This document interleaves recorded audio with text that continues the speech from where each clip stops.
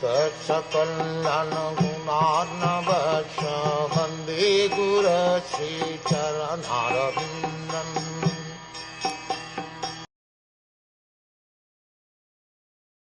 The sage had a son who was very powerful, being a Brahman's son.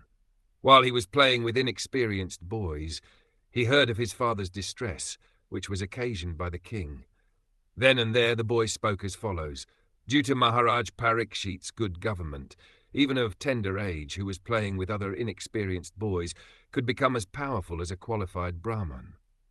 This boy was known as Shrengi, and he achieved good training in brahmacharya by his father so that he could be as powerful as a Brahman, even at that age. But because the age of Kali was seeking an opportunity to spoil the cultural heritage of the four orders of life, the inexperienced boy gave a chance for the age of Kali to enter into the field of Vedic culture.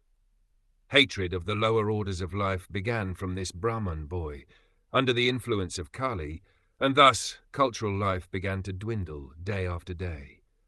The first victim of Brahminical injustice was Maharaj Parikshit, and thus the protection given by the king against the onslaught of Kali was slackened.